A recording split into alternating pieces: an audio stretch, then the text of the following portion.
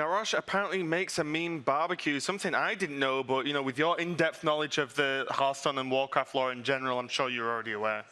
Not so much, no. I do appreciate, though, Benbro just applying logic to that situation. It seems like whatever questions we ask them in these Take 5s, Benbro has already thought extensively about it. One night, just lying in bed, like, which hero would I take to a desert island? He's just on point. Answers ready to go to all of them. We expect nothing less from Ben, but we are getting ready for our next match, and it is going to be Tarei versus DocPwn, two America's representatives, but DocPwn obviously from Canada versus Tarei.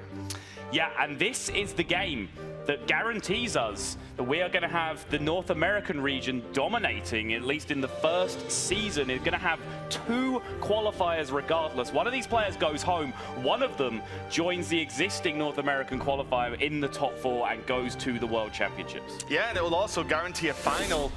You know, the final for this tournament, the Winter Championships, have an America representative as well. So no problem waiting any longer. We have the first player ready, and it is going to be from America. It's going to be Tarei.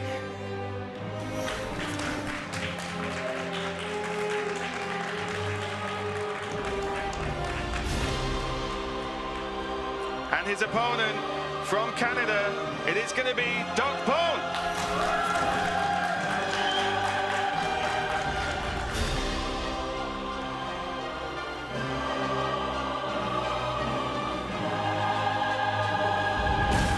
Quarterfinal number 4, Tarei versus DocPwn.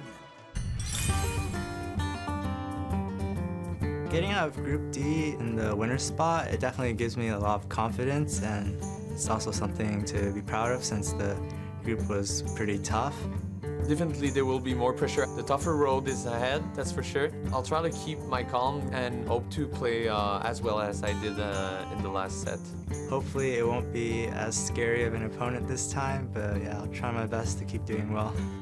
Tarei is a great player. He's been doing a lot of Hearthstone competition. He's a player from the United States. One of the NA players will go to the World, it means, so at least one of us will make it there. It makes it more exciting.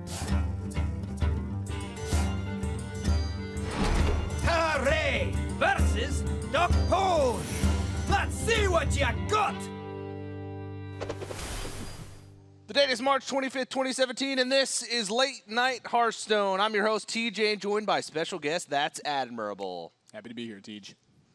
And we're about to bring you the final quarterfinal match of the day. One more player is going to qualify for the World Championship this week at the Winter Championship in the Bahamas, and it's either DocPwn or Tarei. That's right. DocPwn, he's been playing competitively with just games in general for quite a long time. He hasn't had the greatest performances in prior Hearthstone Championship Tour appearances and preliminaries and such, but here at playoffs, this is quite the run he's put together. One match away from making it to the World Championships. But for Tarei, this is familiar territory. He's fighting to get back to the World Championships for a second time. Last year in the America Summer Championship, Tarei finished as the runner-up to Hot Meowth. So he's been in this situation before, and he did not prevail just last year. Not too long ago, even. Just a few months ago, basically. So he's got to be feeling some major nerves. Both of these players have to be feeling some major nerves. Let's get into it. First game is going to be DocPwn on the Dragon Priest versus Tarei on the Reno Warlock. Now, one thing to note is Tarei, throughout the course of the tournament so far, he's consistently left up Pirate Warrior because the way his decks work out, he's going for sort of a low curve style with these control decks, and he feels like his game against Pirate Warrior is pretty good. And it's been working for him thus far. Green Sheep was on the same line of play as well. And Pirate Warrior was a deck that they've performed very well against thus far. Green Sheep, of course, falling a little bit short on making it here. Top 8, not quite enough for him, but boy, has it been a run for Tarei so far. 2-0. He's looked a lot better, I'd say, in this championship than he did actually during playoffs, but still a couple of those shaking moments. Tarei tends to play very quickly when he's under pressure, and at times that quick play can cost him. And as we get into Dragon Priest from DocPwn versus Tarei and his Reno Warlock, this matchup, we've been seeing it a lot closer than it's thought to be. by the consensus of players out there. DocPwn is looking to get on the ground very aggressively and pressure Tarei's life total right away, keep him on the back foot. And Tarei's main job is to sweep out that board position. As soon as he takes control of the board, that's usually when it can snowball in his favor. But step number one is being able to control that board early on. Now, Reno Warlock has had a pretty good win rate against Dragon Priest. A couple times we've seen it, you know, us backstage or even on the casting desk. We sort of disagreed with the way the Reno Warlock played in the games that they lost against Dragon Priest.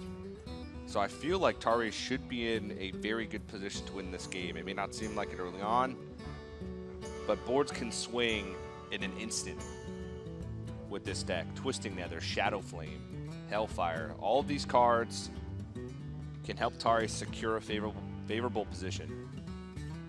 DocPwn does have the key answer to early Doomsayer as well here. He's got Shadow Word Pain. I think here he's looking to actually try to draw Shadow Word Pain. Oh, here's the thing. If he plays that one, it now conceals that he's got another Shadow Word Pain in hand. So Tarei, believing that that card on the far left is anything, or any of the cards in hand rather, or anything but Shadow Word Pain, could lead Tarei to a dangerous spot at some point. DocPwn gives a little smile and looks over at Tarei, trying to get a reaction out of him. It's the sort of thing I feel like Tarei is not too affected by. DocPwn learned a little bit from Pavel earlier on in the day. DocPwn was one of the only ones to return that stare to Pavel. It's true. Forced a giggle out of him. Zamicus looking for the juice right now. 5 damage, looking like some pretty good juice to start with. Mystic Wool, you do have to always think about the Mystic Wool at least a little bit. Well, there's the 4 damage attached to all, but if he took 5 damage on the first one, this now becomes a bit of an awkward spot for Tarei, where suddenly that Kazakus Potion could turn into a very valuable spell just drawing extra cards. So I'm curious to see what he picked here. If this pans out in the other order, say he gets 4 damage first, this is a wonderful potion, but the order that it came out in could affect this. So he did choose to go with the AoE anyway. Would rather have the insurance on that potion rather than just strictly have a strong value card. I mean, he's got life tap along the way. I think plenty of cards are coming if he's got time. Does give him, like you said, insurance against bigger minions. 6 health is a lot of times the threshold for the Dragon Priest. Twilight Guardian, Draconid Operative, perhaps Power Word Shield on a Worm Rest Agent.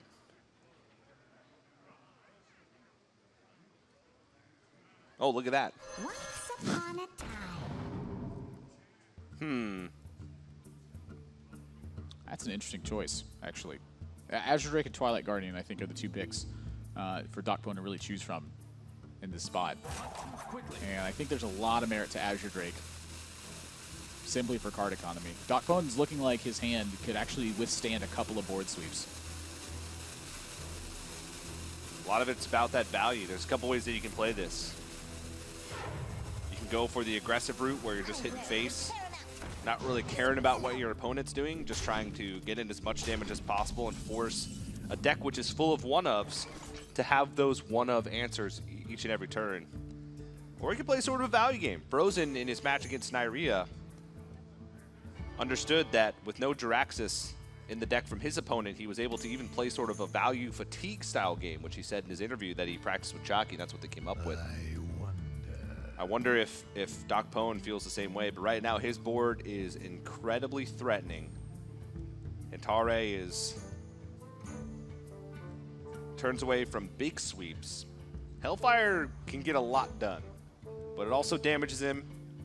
He gives full board initiative back over to DocPwn. Wow. And he has no Reno right now. That's a lot of damage to accept. I'm honestly really surprised Tarei didn't go with the potion here and just accept the full clear, because like you said, this is the stage of the game where DocPwn starts to hit that 6 health mark very consistently. Maybe that's why he keeps the potion in this spot, is so he can ensure that he can kill the next one. But if he clears this board here, he sees a 5-power minion hit the board. He's got 3 extra life. Hits Emperor Thaurissan in stride. This is an interesting turn from Tarei. And if he's under too much pressure, I think this is one of the turns to look at. So DocPwn with the options from the Draconid Operative, Earth Ring Farseer, Faceless Shambler, Shadow Bolt.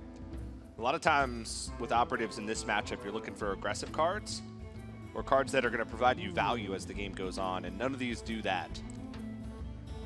Faceless Shambler can allow you to set up a reasonably sized minion because a lot of times the Warlock's leaving something around the board. Yeah, no Spellbreaker in Tarei's deck either, so not a consideration for Silence on his part. And now down to 12. Well, that helps a bit.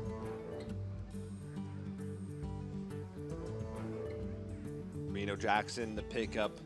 Does he feel like he has to use it now? This is very early on in the game. Well, that's a question. That's a good question here. Does Tarei feel like there's any way he actually dies in some of these board states? And the answer to that is yes. Say DocPwn had discovered Soulfire or Power Overwhelming from Tarei's deck. If that's the case, then Lethal is represented on board right now. So there would be risk to Emperor in that situation. He really wants to play Emperor, but he's going to play it conservatively, play Reno Jackson, and look for a better turn. I can't blame him for that. No, not at all. Reno Jackson also, in sort of a weird way, presents probably the biggest threat onto the board. While Emperor Thorsan, of course, gets that reduction. It is a big body itself. It does get answered by just a Shadow or Death. Or at the very worst, just the board. At the very least, rather. Yeah, just a run over by the Draconid Operative. This is going to take multiple attacks or, say, a Blackwing Corruptor from hand in order to deal with it. So, multiple reasons why this Reno That's going going to to be pretty such good. a huge draw for Tarei. Is paramount. Leave me alone. Well, he's going to get use out of the Shadow Bolt. DocPwn, look, it feels to me like he sniffed out this Kazakus potion.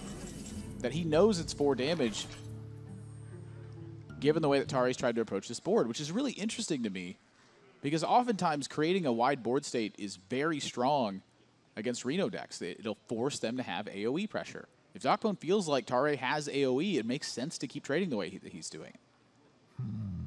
He's also seen Reno Jackson, so pretty much the damage is going to stick. Now, unlike some of the matchups that we've seen earlier in the day, Tarei does have Lord Jiraxis in the deck. So at some point, DocPwn's got to make the decision, do I need to start making an aggressive push? Because at some point, if Tarei can clear the board and set up for Lord Jiraxis on a board that's not going to kill him the following turn, 6/6s every turn don't bode well for Priest. Tarei's looking a little bit nervous to me, TJ. He's gone through variations of this turn so many times already. Ooh. Dragonfire Potion, not good. DocPwn's hand is filled with a lot of situational stuff. This goes back to that pick earlier on, the Azure Drake. If this was a Twilight Guardian, he'd have a lot less stuff to work with. That's a very important facet for Dragon Priest. Make sure that some of the threats you're placing are replacing themselves. Because they're not that strong of threats. They're just minions. They don't really do anything with their effects on board. What they do is replace themselves. Having one less card right now would be a disaster for DocPwn. Because it's going to be hard for him to actually close this. The big draw from Tarei, right on time with Reno Jackson.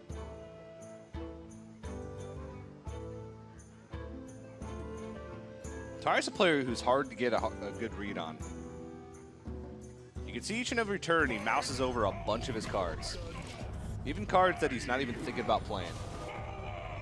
Yeah, it's because he's thinking about future turns. He's thinking about future turns, but I think it's also just because while he's thinking about the current turn, he might as well mouse over cards trying to throw off his opponent. It's partly that as well. Something small that gets overlooked, but at the highest level of play, your opponents will use every piece of information that you give them, including mousing over cards, in this situation, including some of the looks that you give them, or that they give you when they make a certain line of play, or when you force them into a certain line of play. Well, Tarei's got a nice looking turn here. And he's got a couple ways to do it as well. This Emperor discount is opening up a ton of options for him. But as you said, at 16, all this damage sticks from now on. So he's looking at answering threats coming up. And that's a big one to pull right now. Anytime DocPwn has an opportunity to get a card draw effect, dealing damage to the board. Brand's no longer there. That's a big pickup for Tarei, and he's going to wipe the rest of this, it looks like.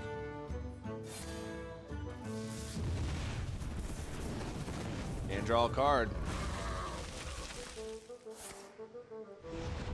At this point, he's taking control of the board. This is exactly what we talked about. Mountain Giant picked up after a Shadow or Death's already been used. Of course, not going to be able to be played this turn. And now Tarei's thinking, can I afford to tap? Can I win with the cards in my hand? Well, And at this point, I think he needs a little bit more information as to what DocPwn's hand looks like before he can make that decision. I think I would have liked to see a life tap there. I think his hand's strong enough to get past this. You know, if he sees a big reload from DocPwn, he's got a Shadow Flame coming up. At this point, it looks like Tarei's win condition isn't combo damage, but that it is Jiraxxus. I think that if he board develops here, it forces him to start playing more for the board. Makes sense to me. I must consider. There's also, he just doesn't really know what DocPwn's hand looks like right now. He hasn't seen much. He pulled Brand from a Dirty Rat, which doesn't give him too much of an idea. Maybe he feels like he needs to play it safe. Makes sense to me. I wonder. I wield the power. Looks like DocPwn's just going to go with Blackwing Corruptor and Shadow Word Pain. Take these out nice and easy and move on along. Makes sense to me.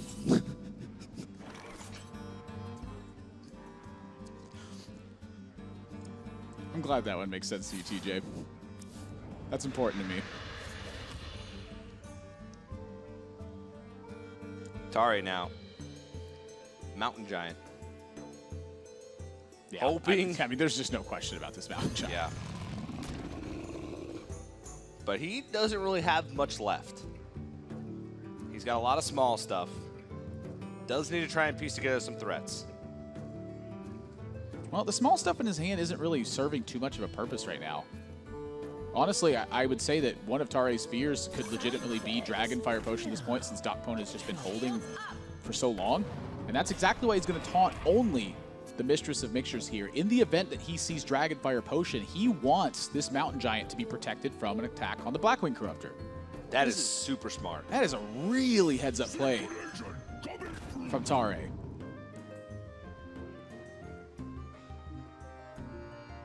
DocPwn gets the read that Soulfire Twilight Drake not in the hand for Tarei. I think Twilight Drake, he could have thought, you know, could have made that read a while ago, since it hasn't come down to the board on turns where it would have been really good. Which is basically every single turn against Priest.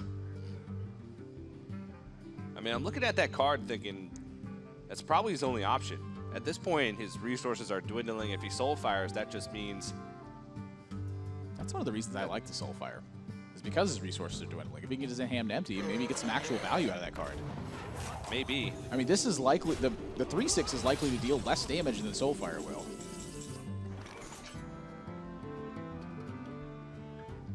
Now, it is likely to absorb damage, so there definitely is that facet.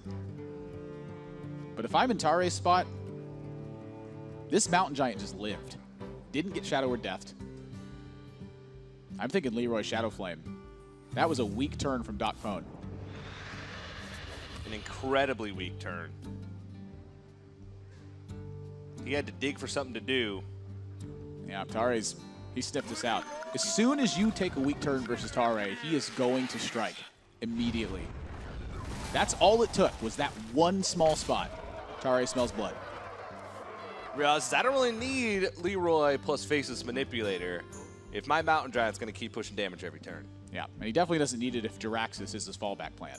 He is past the point where DocPwn can now overwhelm his resources. It's going to boil down to whether or not DocPwn can kill everything Tarei plays. And the answer to that is probably not. I must consider. Is someone injured? He's going to just play out all of his stuff. Hope that Tarei loads a bunch of stuff on the board that can get swept up by Dragonfire Potion.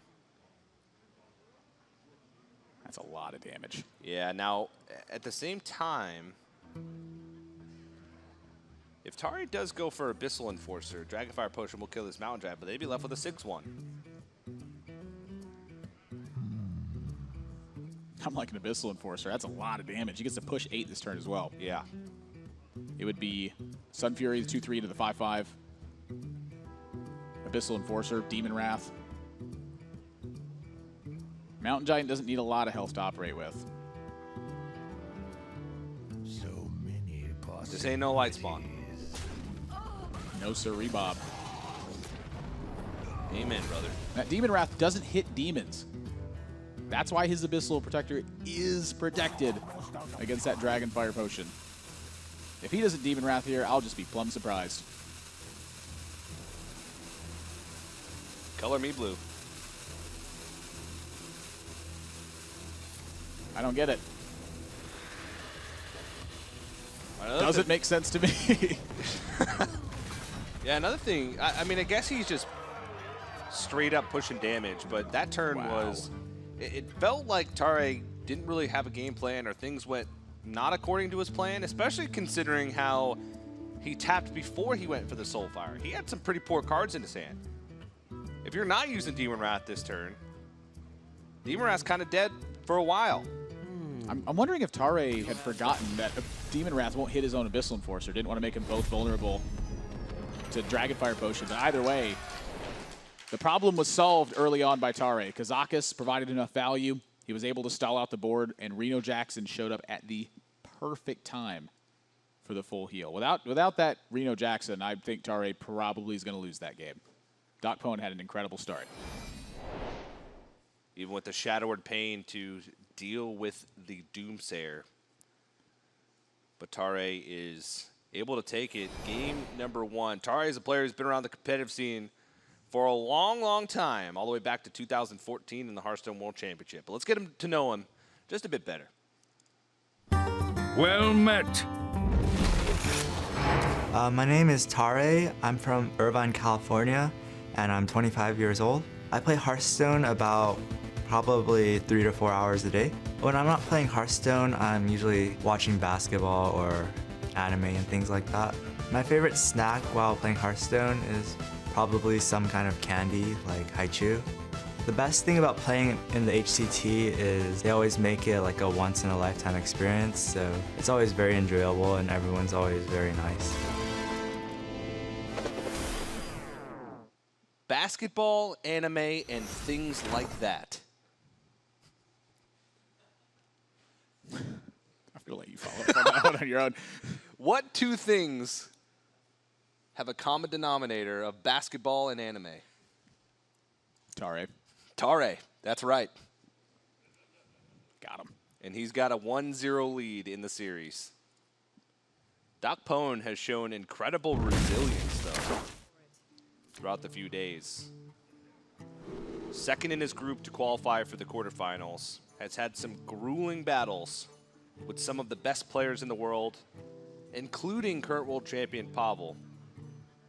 Down in Game 7. Took him down in Game 7 on his road to now a match to get him into the World Championship on his first run through the Hearthstone Championship Tour. Yeah, having to face back-to-back World Championship competitors, not the easiest. Nope. I could think of some simpler opponents.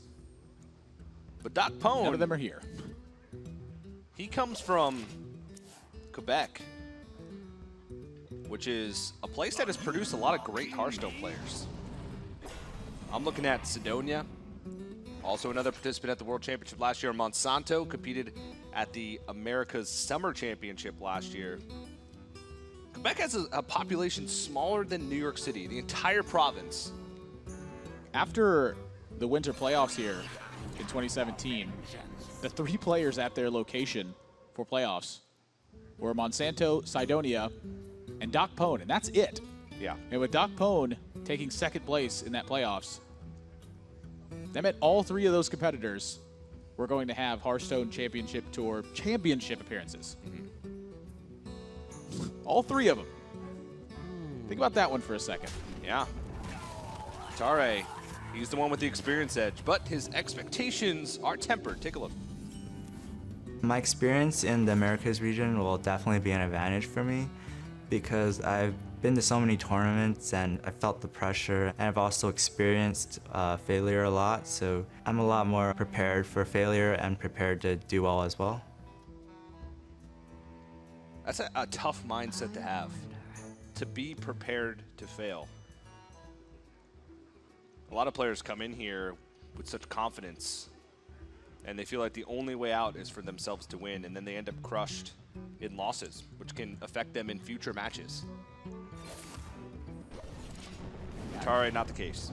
Beating yourself up after a tough loss isn't going to help. That's for sure. Pavel didn't beat himself up against Life Coach when he lost in 2015. And he made a dreadful blunder against Life Coach in that match, which probably cost him.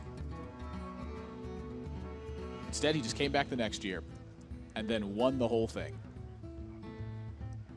Gotta put it in the past. Just move on. Words of advice from your good pal, that's admirable. But getting into this match, Dragon Priest versus Reno Mage.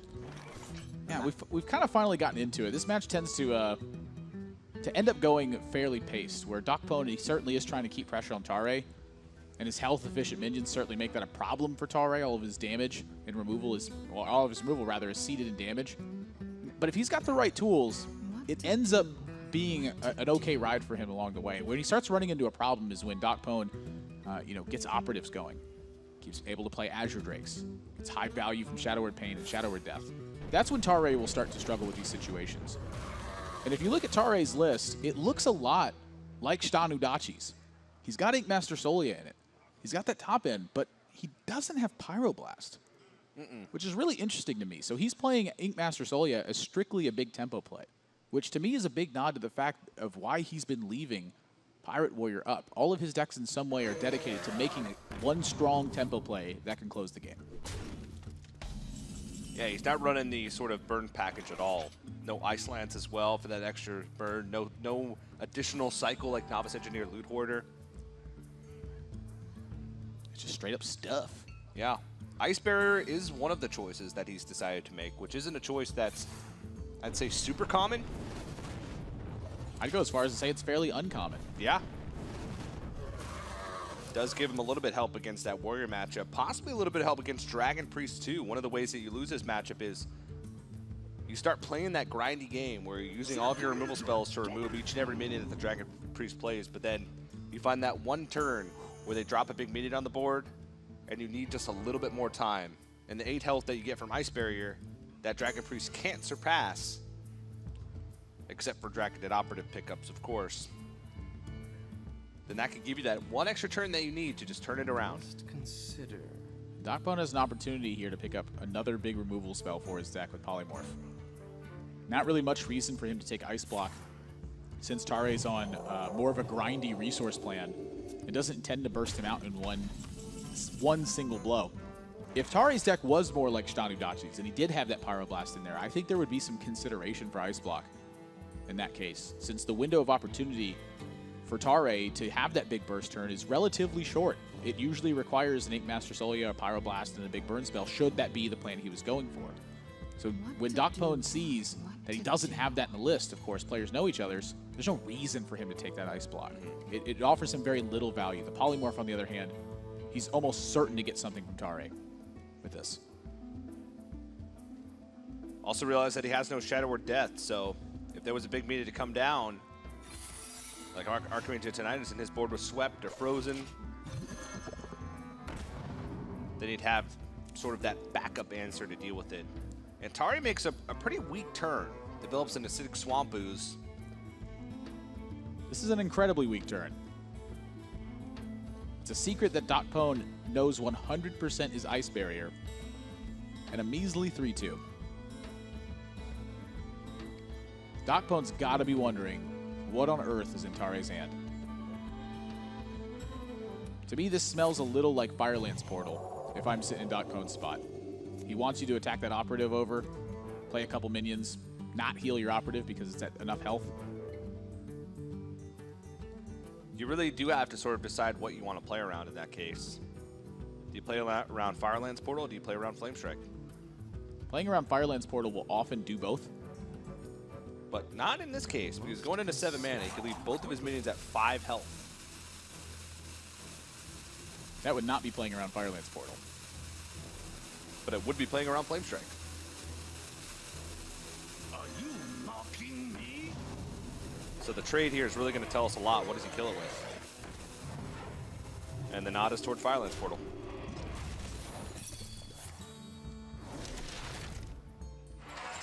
This board's getting awfully tough for Tarei. He's going to need some additional AoE spells. Blizzard will buy a turn, but without much in the hand to follow it up, that 2 damage that he's dealing to each of these minions won't do too much. Big Master Sali added onto it. Does give him some more options the following turn to trade in, but Tarei needs a lot more than that.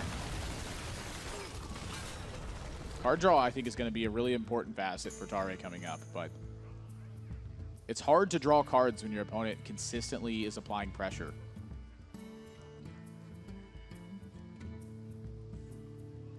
DocPwn, this is a tough turn. There's a play that stands out in my mind pretty heavily, which is Northshire Cleric, heal up one of your minions, evaluate. If nothing's good is picked up, then you can brand plus Netherspite. That would make you pretty vulnerable to Flamestrike. Much of your board would get swept up, especially with the Master Sali on board. But you're drawing a card, and you're also putting 2 dragons in your hand that you get to discover from Netherspite Historian. Yeah, so that's the big question for DocPwn. Does he have an opportunity maybe to get Brand and Netherspite on the board in turn where Flamestrike isn't very strong against him? You know, can he get it on board with few minions instead of many and have a better opportunity later on? Because he could just very easily take the value straight up and not really think much of it. Well, he's running out of time. Honestly, I think Dragon Fire Potion looks totally fine. I was just about to get here. He's sacrificing his 2/2. But now he gets to keep his minion outside of range of Firelands Portal, which is exactly where he's tried to head with this. Keep his biggest minion out of that range. And now Flamestrike's not looking nearly as good. So if Tarei's going to do anything here, that'll continue to give DocPwn information about his hand, and he can look for that Brand Netherspite later on. Plus the dragons. Which dragon he takes could be a big difference in how he chooses to play this. I like that DocPwn has made use out of a fairly weak card in this matchup. What to do? I feel like DocPwn is sort of leveling up the longer he goes on in this tournament. DocPwn, we look back to the Americas playoffs for winter, and to be honest, his play was a little bit shaky at times, especially in the longer, grindy matches. But he's prepped. He had Sidonia, who was helping him prep, a very experienced player. Comes in here, plays against a ton of great players over the course of the past couple days. I really do feel like he is leveling up as the days go on. Getting good use out of weak cards is definitely a big step. And kind of touching on that topic, this is almost an opposite example of that, but Tarei does not have another choice. Yeah. I guess he does. I mean, he could very easily just be drawing cards with Acolyte of Pain and looking for something else, but he's trying to get the board weak so that way, in the event that he draws a big AoE spell, it becomes impactful. Yeah. And since DocPwn has chosen to play around that AoE already, Tarei's going to hope that he follows through on that. But when DocPwn sees that his turn is just minions to soften up the board, it's just like Tarei did. He sensed that this was weakness and that now's the time to strike on that. Well, take a look at his options. Twilight Guardian, Hungry Dragon, Bookworm. That's actually tough. Bookworm can get through in future turns. It's a nod to Doomsayer, as well as having a backup for a next one. Because he's going to Shadow Word Pain this brand. He cannot let that live. Yeah, the Bookworm sort of just gives him a little bit more comfortability playing the Shadow Word Pain this turn, because he knows that he has a backup plan if there were to be a 3 or less attack minion that comes out that he really needs to kill. This is a while tough still turn pushing damage for Tarei now, too. I mean, he needed that Firelands Portal long ago just to get anything rolling for him, but now he's facing down Bran. Bran against Dragon Priest is probably where Bran is at its scariest. There is a lot of battle cries in that deck. Most decks with Bran, they look to get one major use out of it. Sometimes some tempo use early on, but then that's about it. You only need that one turn of Bran. And Dragon Priest, it just keeps going. Draconid Operative. Nether Spite Historian, Blackwing Corruptor, Azure Drake. Azure Drake. All of So these many. things just generate value with Bran. Tarei, he needs multiple things right now. He needs a Frost Nova to be able to sort of protect his Archmage Tinnitus and buy him time for Alexstrasza. He needs Ice Block, again, to give him time to set up burn. He uses Alexstrasza this turn. I feel like this is going to be the last turn that he needs, or that he has. What he has to do now, I think, is find Ice Block or Nova. Next turn, get some Fireballs with Archmage Tinnitus, and then hope that that damage connecting to face is enough to finish the game for him. And that's a hard thing to do right now. Oh, is DocPwn 1 damage off lethal? He's got 6 from each Blackwing Corruptor. That's 12. 17 with Operative. 20. Oh my gosh, he is 1 damage off lethal.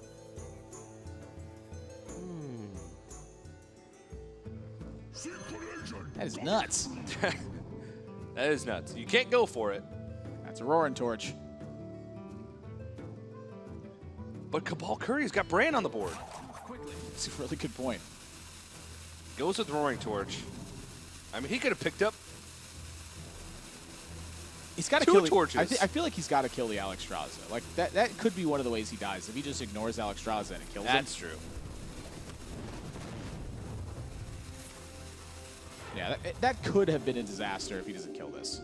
Now, it's not, and we can see Tarei's hand, but DocPwn can't see his hand. He doesn't know it's there. So while maybe he's not supposed to kill that Alexstrasza in that spot, from his perspective, he certainly feels like he needs to. There is 13 damage on the board. Tarei cannot afford to not stop damage at the moment. He hasn't seen a single Blackwing Corruptor, and 1 would be all he needs. Tarei's talking it out to himself. That's when you know players are in tough spots. When you're up on that stage, all you got is yourself. You can't bring up Crip Stream and listen to his words of advice. What to do? What to do? On your second monitor. It's just you and the white noise that's being pumped through your headset and the game sounds. That can get intimidating. Sometimes talking to yourself can be a little bit of a comforting feeling. It can also help you recognize plays a little bit more. That verbal cue that you need. And now, this is hard to find a way out. He needs Ice Block. He's got about 10 seconds to make this play as well. Oh, man, he's not going to have much time to evaluate these draws. He needs to go, go, go. And now he's dead, That's dead, game. dead. DocPwn ties it up 1 apiece. Yeah. I think Tarei really didn't have many outs in that scenario. Ice Block would have just kept him alive for an additional turn. I don't think there was much. That turn looked a little bit weird, but to be honest, that's probably about the best he can do. And DocPwn ties it up 1-1. It's a tough matchup for sure for Tarei, and DocPwn took full advantage of that. He made great use out of that Dragon Fire Potion to buy himself time, making the sacrifice on that 2-2. Wasn't relevant to that game. Yeah. As soon as he starts landing those operatives, every time Tarei plays a threat, kill it, keep on rolling. Yeah, DocPwn took out the world champion in his last match, a newcomer, sort of, to the Hearthstone Championship Tour. Let's get to know him. Well met. I'm DocPwn from Montreal, Canada. I'm 32 years old. My all-time favorite card is for sure Dirty Rat. I'm sure it drives people crazy, so that's why I love that card. And the name is it's Dirty Rat. My favorite food, I like meat, stew, roti, ossobuco. Poutine is great also sometimes, but it's not my favorite, but it's a great one. Poutine is great. It's all right. I like it. Yeah. Well, I was from Quebec. When we visit, my favorite thing is to go to poutine place. You usually text me about it. I do. Usually a picture. Not of the poutine, just of me. Those are the ones I cherish. Let's get into it. Game number 3, DocPwn versus Tarei. Pirate Warrior once again. And this has been Tarei's strategy this tournament. Leave up Pirate Warrior, and so far, you can see it right there on your screen. 2-0 record that he's had against it. Reno Mage, I think, performs fairly well against Pirate Warrior. However, Pirate Warrior is an incredibly strong deck, and it can have those draws where you feel helpless. If you cannot answer almost everything they do, immediately, the damage piles up. It's difficult for Tarei to interact with weapons without an Acidic Swamp Ooze. It's difficult for him to remove minions if DocPwn can play multiple in the same turn. It's difficult for him to stay alive if the damage is pouring on from weapons, and he doesn't have Reno Jackson. There's a lot of things that could go wrong for Tarei in this match. Now, Tarei keeps leaving up Pirate Warrior. In both of his wins, he left it up. So he's confident that his lineup's good against it. But Admirable, right now, he is currently 0-2 versus Pirate Warrior. It has won the first time in both of his matches. Yep. But he said it's not time to change the game plan. I knew what I wanted to do coming in, and I'm sticking to it. Obviously, something in his practice told him that he could take wins consistently against Pirate Warrior, or that the deck he banned he couldn't take wins consistently with. There's an interesting tidbit. DocPwn defeated Tarei in the Americas playoffs, 3-2. I feel like I remember that game. He needed to draw Ice Block on turn 5 into Reno Jackson on turn 6. And he completed half of that. Drew the Ice Block, didn't draw the Reno Jackson, though, if I recall that game correctly. Ronald eluded him, as he does many a Hearthstone player. This is a really interesting turn here from DocPwn, too. He chose to hold on to this Fiery War Axe and coin out this Dread Corsair afterwards. This did give him no additional chances to draw patches, but it did give him an additional chance to actually get away from Acidic Swamp Ooze killing his Fiery War Axe on turn 2. It wasn't just as simple as, I can coin Fiery War Axe and play stuff. It was, I'm going to hold on to this and minimize the impact that a counterplay could have against me. Now, the sacrifice he made in that spot is if he drew his second Dread Corsair, he's not as strong on board. I think he's okay with that, because this is still pretty strong. Yes. This, I believe, guarantees that a pirate lives unless Frostbolt plus Arcane Blast comes out to take these 2 minions. And that's important because of the Bloodsail Cultist. Yes. He's now able to get that buff onto his Fiery War Axe, and that's an extra 4 damage from that battle cry.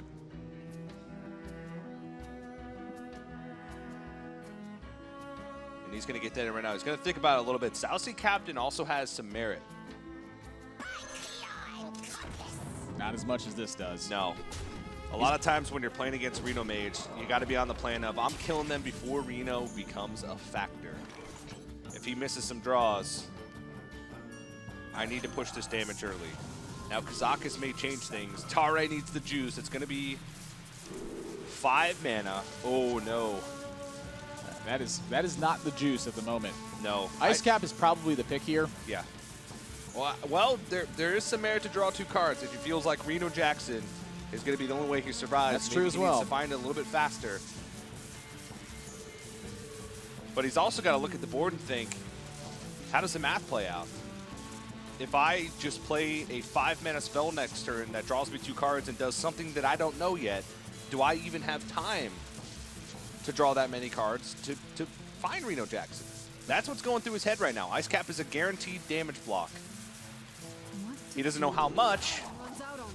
Ooh, now gain 7 armor and Fell Bloom. He wished that these were separated.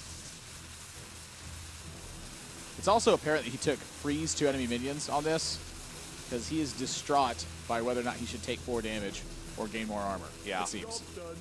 Well, we'll take a look at that potion in a moment. Deal 4 damage, Whoa. draw 2 cards. So he's feigning that emotion then, because that's a good potion, man.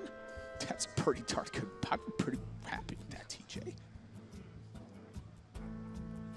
That's some solid juice. That's at least 85% juice. You know when you go to the grocery store and it says made with real juice, and it's not 100% juice? Like, yeah, you could put 1% juice in there and say it's made with real juice. I know your schemes, but here, it's pretty darn close. Now, the South Sea Captain is messing with Tarei's turn a little bit here. The fact that that Bloodsail Cultist is now up to a 4-5 instead.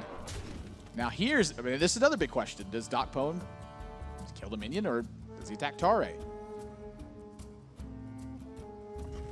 Killing the minion. He's going to save that Cultist. Yeah. He effectively will buy back that damage if he sees a 4 damage Kazakus potion here. He won't have lethal setup. Tarei's looking at taking damage and then following up later with his potion, but I don't think he's got time for that. He's searching for a Reno.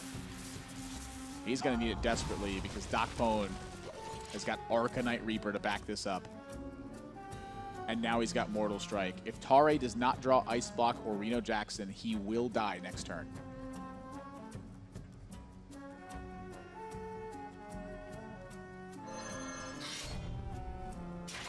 This is getting tense. You saw his game plan with the draw too. He knew that it was going to come down to this. Can he pick it up?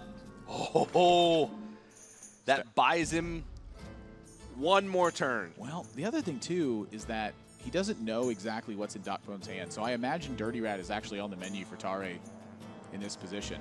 I mean, that's risky.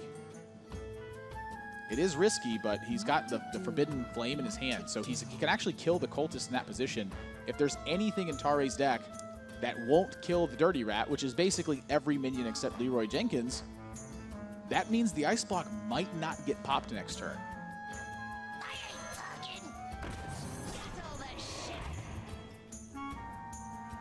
Ice Block's coming down no matter what, and he can Forbidden Flame off that Bloodsail Cultist. This play from Tarei would normally keep his Ice Block from getting popped in quite a few situations, but DocPwn can pop it past the Dirty Rat right now.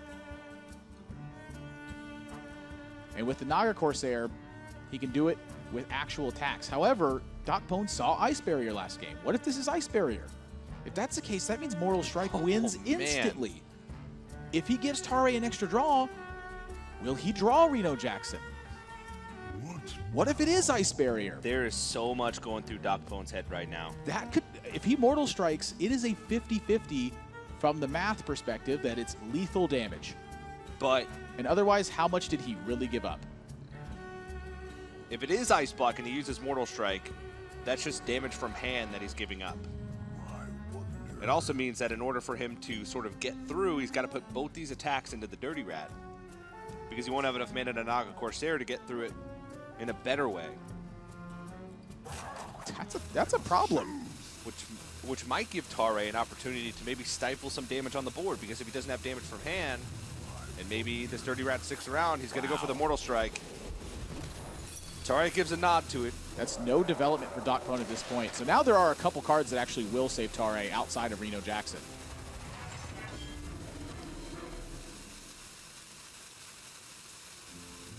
And Flame Strike's one of them.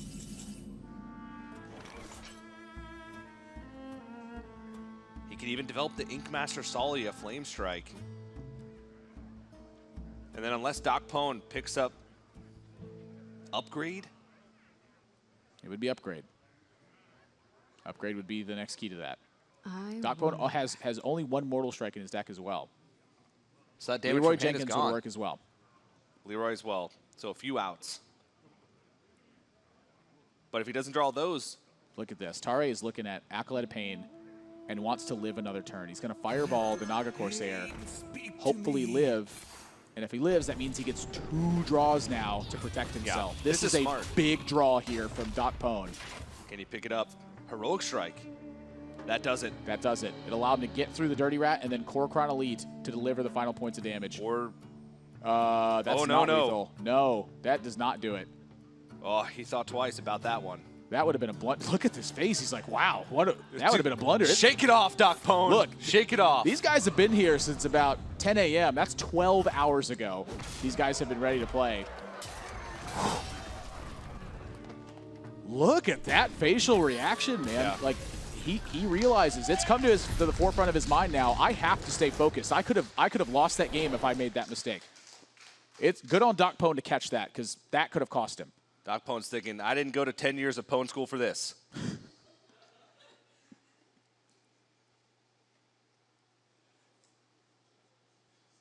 Tarei looks a little worried. He was feeling comfortable after that first game. But now, I mean, even then, maybe he's thinking about what happened to my game plan? I didn't ban Pirate Warrior in all 3 of my matches, and in all 3 of my matches, I lost to Pirate Warrior in the first game. 0-3 in Pirate Warrior. Doc just keeps rubbing his eyes. Wow. He's exhausted. Take a look at his reaction when he realizes that, what am I doing? Like, wow, how did I almost played that Naga Corsair and potentially through the game. I mean, he's trying to wake himself up. Good on Doc to catch himself, but he's clearly thinking about it. And it's clearly upset him at this point. And I mean, we touched on it, I don't know, it was 10 minutes ago. You cannot think about that sort of stuff. You've got to put it in the past and move on. But again, these guys have been here for over 12 hours. Yeah. It takes a lot of mental energy to practice and during the day, to think about your games, plan out how you're going to do them. Because I know when they're here, they're not stopping thinking about that. And, you know, no slight on DocPwn, but he's got about 12 years on the average age of the competitors here at the Winter Championship. I'm 26, and I feel like I'm getting old. I go to bed at 10 p.m. every day. I thought you were 40.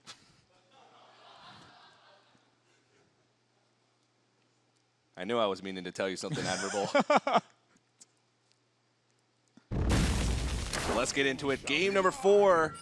You asked for DocPwn on the Warlock, and Tarei once again on the Mage. Tarei has been pretty vocal about how much he likes the Reno decks and how much faith he has in them and himself in playing them. He prepped a lot for this tournament with these decks. Had a lot of practice partners that were specialists in both Reno Warlock and Reno Mage coming into it. And that's going to be a key factor to him winning this set. We saw Shane Udachi put on a clinic earlier today in his Reno Mage game, but it was a lot different than what Tarei's brought. And even though it's basically the one tech choice difference, that tech choice happens to be Pyroblast. And against a matchup like Reno Warlock, that's a very important facet because with Inkmaster Solia, Pyroblast, and say a Fireball in there, you can deliver a lot of burst damage from hand that you cannot normally deliver. Tarei, though, he's operating on a much more honest game plan where Inkmaster Solia is dedicated to tempo in his deck. A big facet for him is simply going to be how much he can get from all of his cards. That starts with card draw at some point. He's got to keep up with DocPwn's natural card draw on the life tap with his Warlock. DocPwn's plan is just to simply keep Tarei under pressure turn after turn and get those spells that are normally super efficient out of the way. Keep them from being super efficient by using his less threatening cards, to be frank. He's got combo already in hand. He's going to discount the entire thing with this Emperor Thaurissan. And Tarei's playing this Doomsayer right now to ensure that he doesn't have to face Mountain Giant, that he doesn't have to face Twilight Drake, so that he can play Kazakus and maybe find an answer to him proactively. That's a big step for him, is to be able to use Kazakus valuably. A statistic to go off for this matchup, Tarei, so far in the Winter Championship, has not lost to Warlock. He has played the matchup very well. Across many of his decks, actually. His Game 7 win against Samuel Sao in the Group D winners match was this matchup. It was Tarei on the Reno Mage and Samuel Sao on the Warlock, and he won that one. A lot of pressure was on him there. It was still early on in the championship, and he was fighting for a spot in the quarterfinals, and he got it done. Can he get it done here against DocPwn? DocPwn's currently looking pretty good with his Warlock throughout the day.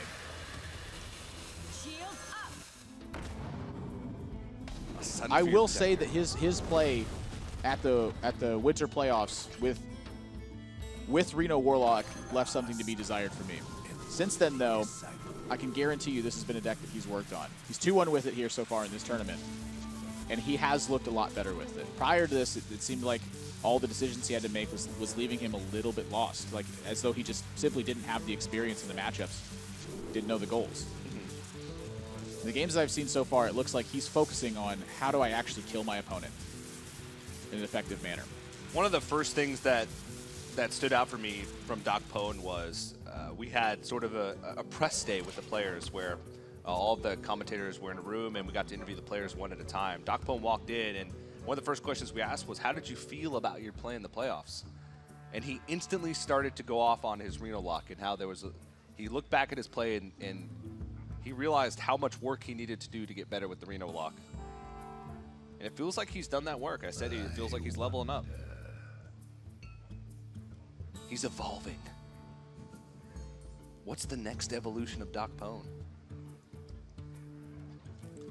Judging by the beard, that's admirable. No, we actually talked about the first night we were here. We were just talking about beards. Of course you were. I don't really know why that happens. It just kind of happens that way. Yeah. There's not really much explanation to it. I don't know. I really don't know. There it is. Take a look. Take it in. Tarei's happy to let this Doomsayer just go off. Doesn't think much of it. He says, hey, you're going to kill your minion for free? You got it. Yeah. Makes sense to me. The Doomsayer is going to go off.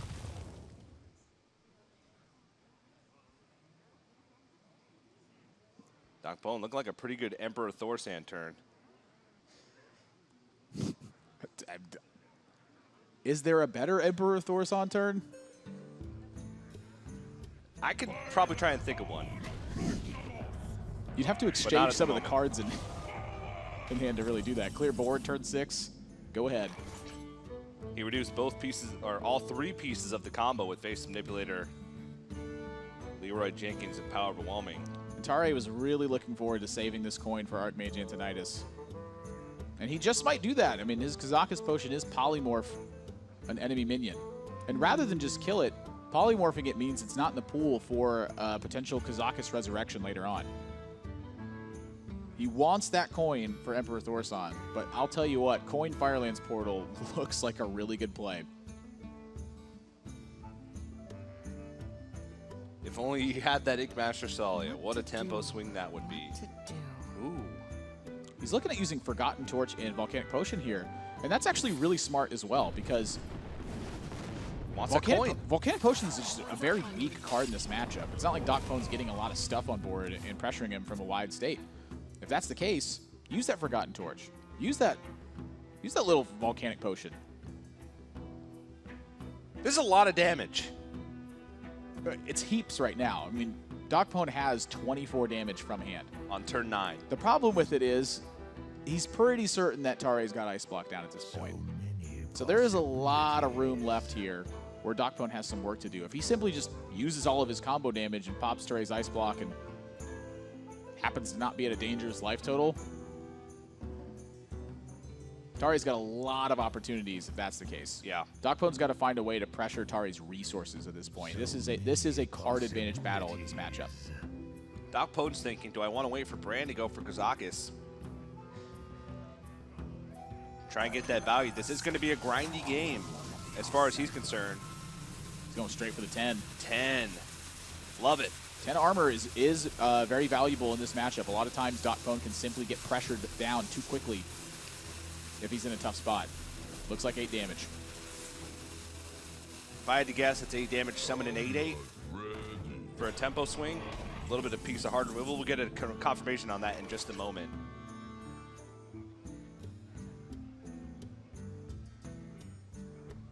Tarei now, he held onto this coin, so he does have the option of Archmage Antonidas coin plus Arcane Blast. Yep, 8/8 and deal 8 damage it was. Yeah. If he goes with that play, the Archmage Antonidas is dead on board.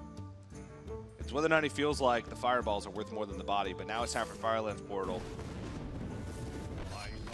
Whoa! That is a White big eyes. hit. Both players just smile, too. That definitely makes it a little bit tougher for DocPwn. You know, in this matchup, his removal matches up just about exactly with what Tarei has available. Yeah. With an extra 10/10 in the mix, it could very well mean that Tarei has one threat that goes unchecked.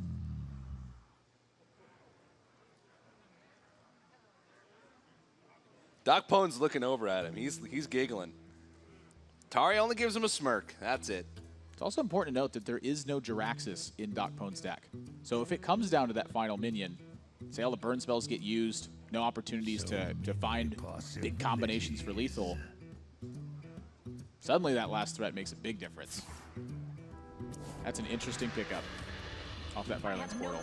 And that's why DocPwn's just going to steal it. He wants it. That's my white eyes. That's a lot of resources used for that, though. Sylvanas, a very strong card in the matchup. Power Overwhelming, a very key card to the way that combos pan out. And Tarei's got Polymorph. He's got multiple ways to Polymorph it right now. Polymorph's a key card. Does have the 2 because of the Kazakus potion, as you mentioned, but he's got more stuff to worry about. I think DocPwn, I mean, yeah, he wants that Stormguard and that 10/10 in his deck, but for the most part, he just wants to make sure that Tarei doesn't have it in his deck. So I don't think he'd be too upset about seeing it polymorphed. This 5-mana Kazakus potion, not a super conventional one, but it's one that's going to get the job done here quite nicely. It's pretty darn strong. I mean, Tarei definitely needed some more options with this hand, and he was able to negate a big Sylvanas steal from it. So well done to him on that potion. Most of the time, I think that we were going through like an evolution of how to play Kazakus potions in control matchups, where you would see players be very greedy with it and try to land 2 big 10-cost potions. And since then, you've seen players play more tempo-oriented and move towards 5 mana. Yeah, 5 mana, and just trying to get big value swings off of it that got the job done. The 5 mana potion is one of the more efficient ones for its cost. The 10, honestly, not terribly efficient, but just sometimes it's hard to ignore raw numbers. Yeah, there's a pretty big jump from 1 to 5, but for the cost, a pretty small jump from 5 to 10 a lot of the time. Yeah. 1 is technically just the most efficient. I mean, it's 1 mana and you get a third of the effect. Yeah. You get a 10 mana one. And in some cases, more than a third of the effect, but I digress. Forbidden Shaping. It's interesting, that's for sure. Forbidden Shaping, 8 cost is usually the go-to. There's a lot of really powerful 8 drops, including Tyrion, the Ragnarai. That's second polymorph down for Tarei. So his hard removal looks like it's just about gone. The rest of it's going to have to be damage. DocPwn just doesn't have much stuff to play on the board. And that's one of the things that we've seen being a big weakness of these non-Jiraxis Reno Warlock decks, is that in long value matchups where it becomes a grind, they struggle. Dr. Jikaniki had the same thing. Nyria had the same thing. And those 2 players have fallen. And they both were not playing Jiraxis. Well, DocPwn is elected to go for straight up damage to the face here with his 10-cost potion. He thinks that the pressure that he's providing means a lot more for him than countering what Tarei is going to end up playing. He feels that the removal he has is enough to get this job done. Frankly, I think I agree with him. This is exactly the kind of plan he needs to apply right now, because if he strips Tarei of the burst damage, it's going to be hard for Tarei to actually find that. Hard for him to find a close without a giant Archmage turn. Man, this matchup, it takes a while. We already saw DocPwn looking pretty fatigued in that last matchup. And this one's going to go on for a while. You can tell him he's shaking. Hits Reno Jackson from the Dirty Rat. That is a critical hit for Tarei, because now it means his damage sticks. Does this mean that Tarei has a different game plan now that he sees this Reno Jackson? It's going to start with stopping some damage, but I got to imagine he's going to cook up something pretty soon. Darkshire Alchemist from Forbidden Shaping. Not bad. That's just another threat that's on the board. We remember back to his options from the Cabal Courier. Water Elemental was sort of the biggest minion. So this provides even a little bit more pressure than that, and it was more flexible. I mean, for Tarei, I'm looking at that Emperor Thorsan plus some of those cheap spells, including the coin with Archmage Antonidas. That stuff's going to stick. DocPwn has very little healing left in the deck. Mistress, Siphon, Refreshment. That's it. That's it. Got a little bit to work with. And at the same time, he needs to tap because he just doesn't have stuff to play. Everything's working against him now. Everything's working against him. If DocPwn has to Siphon Soul weak minions, that is when he starts to find himself in a bit of a disastrous spot, I'd say. His hard removal needs to be hitting valuable cards. The clear on this Darkshire Alchemist, whatever it is going to be weird. Siphon Soul. Wow. That is a key piece of hard removal that he's just given up for a 4/5. Is that life more important, though? It very well might be. He does have Twisting Nether. That's something that he's held on to. That's something that he's going to have to covet a little bit. It's a harder card to use in this matchup, though, because as we talked about, DocPwn needs to be applying pressure. If Tarei counterstrikes with just a giant minion that provides a lot of value, it's tough for DocPwn to Twisting Nether his own minions away. That typically ends up hurting him a lot.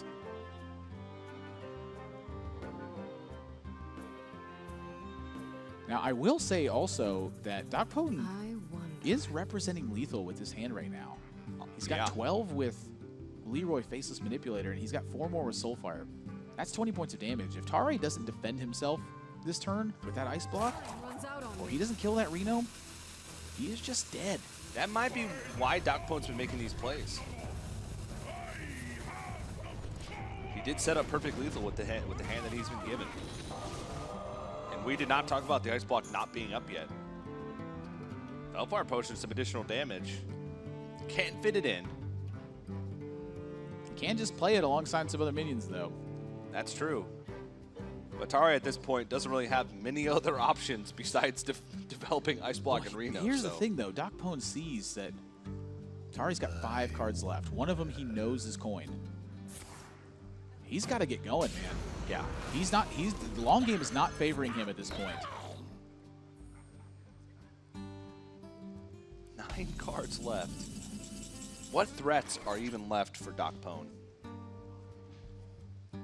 What's left for him that he can just throw on a board, regardless of situation? He's got a Twilight Drake.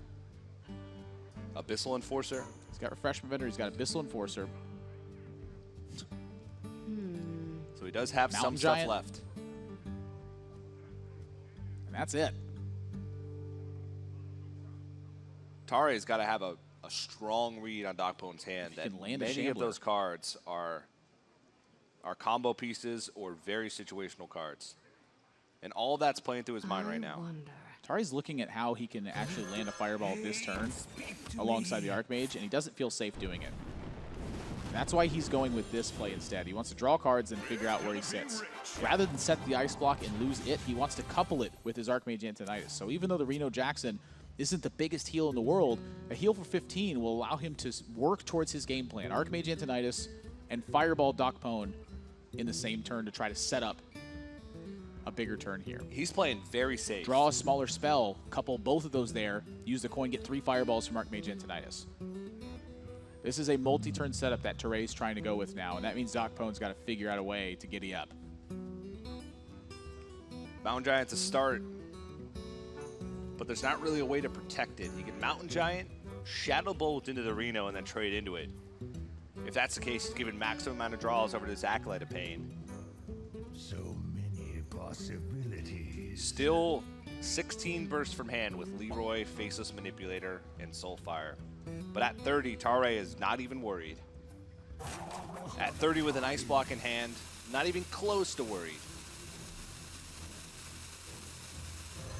DocPwn. This is the kind of play you have to make when you're running out of damage and you're running out of threats. It's get some big boys online and see if you can make up that damage. I like this play here from DocPwn because it's the one that's going to give him the best chance to win. But Tarei, that's what he's been looking for. Deep into the deck, he finds himself a Frost Nova, picks up a natural Fireball. Archmage Antonidas, he's seen the Siphon Soul. Blast Crystal Potion is the last way for DocPwn to answer this, and it's not in his hand right now. Tarei picks up 3 more Fireballs. And DocPwn, there is no significant healing left. No. His board is frozen. I don't think there's a way out.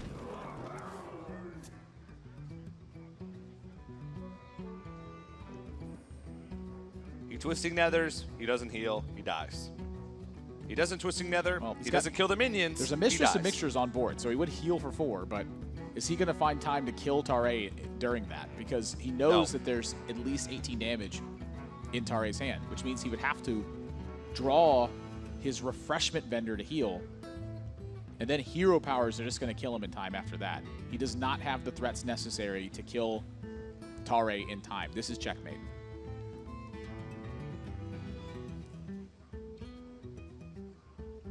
So many possibilities. He's thinking about it. If he doesn't Twisting Nether or kill this Archmage in some way, Abyssal Enforcer, Shadow Bolt will do it. Deals him some damage along the way. He's looking for that Blast Crystal. It's not there. And now if he does not kill this Archmage Antonitis, there's absolutely no hope for him. And he concedes. Tarei ties up the series 2-2. These are some grindy battles these guys are having to fight. And honestly, that's something to think about too. When you're coming into a tournament, if you're potentially here for 12 hours, that's a lot of thinking you got to do at the end of the day. Yeah. I think a lot better not at the end of the day, personally. Me too. Brains don't work well when they're tired. No, they don't. And the longer that brain's been in your head, the less it works when you're tired. And DocPwn, he's rubbing his eyes. He is trying to stay awake as best he can. At 32, he's the oldest competitor in the field at the moment. And he's feeling it. He's been moving almost the entire time to just keep anything from growing stagnant. Just anything to keep his eyes open. Keep his brain working. DocPwn, super competitive guy too. Competed for Canada in a chess championship. That's right. He was top 500 players in the country. Yeah. Did admit that, upon his World Championship appearance, was very quickly handed himself on a platter afterwards because those players tend to be pretty good. But it's hard to get to a chess World Championship, man. You ever played chess? The game's impossible. Turns out Canada's not known for chess. But currently, they're pretty well known for Hearthstone. Yeah. And we'll see if DocPwn can keep him on the map. Game number 5, it's Shaman versus Shaman. Haven't really seen many Shaman mirrors so far in the Winter Championship. Shaman was not nearly as popular as, 1, a lot of players suspected, and 2, compared to the playoffs, where it was nearing 100%. Job's done. Yeah, I mean, this is looking tough. So far in the tournament, DocPwn is 1-2. I'm sorry, 2-2 with Shaman, it looks like. So just around average. But that is a good hand. It's a really good hand. That is a really good hand. The driving force of the Shaman matchup is how well you can control the early board and then take advantage of the fact that you've done so. With DocPwn having Tunnel Trog and Totem Golem, he has got some strong opportunities to take and then keep the board. And one of the big cards that I'm looking at is right here, Manatide Totem. That card goes unchecked. It gives DocPwn a lot of card economy to work with. It's going to always draw a card when he plays it, but oftentimes, if Tarei can't kill it on board, he'll just use a resource from hand to take care of it. And it's those sorts of plays where you buy value over and over again that opens you up to the bigger turns where DocPwn has Bloodlust. He's looking to end the game in one big turn. Tarei's got the same thing. These guys are effectively playing a mirror match in deck lists, but it is the little things that are going to make the big difference. How well can your cards pay for you? Can you get dividends on these? Admiral, I think you missed that spotlight by about an inch to the left and 3 inches to the right. Is that really? Yeah, the double Totem Golem. Oh. Those are important too. Yeah. Tarei's got one of his own to fight with, though. I mean, these tend to just end up trading back and forth. And not really much ends up happening with it. That's the nature of Totem Golem. Just totem on Totem Golem violence. Hate to see it. Hopefully this game raises awareness.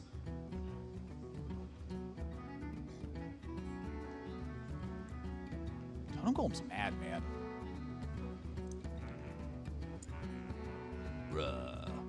If that's all I could say, I might be pretty mad too. Healing Totem, not much of a use in this spot. Nah. Won't make a difference in how DocPwn plays this game out. But this is a turn right here that I'm looking at. I look at this turn and Totem Golem looks awfully nice, but man, Coin Manatide Totem, that is a big threat to Tarei right now. I like keep fighting for board. I mean, he's got so many good plays. Coin Manatide Totem.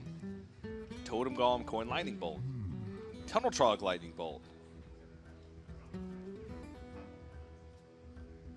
I like the Manatide. Test him now. Now, of course, if he does go with just pure development here, and he sees Tarei use Jade Lightning afterwards, that means his Manatide Totem will live more often on the following turn. I think you want to present the multiple threats and then follow it up with the Manatide. And that's what he's going to do. Could be right about that. This is a pretty favorable position, if you ask me.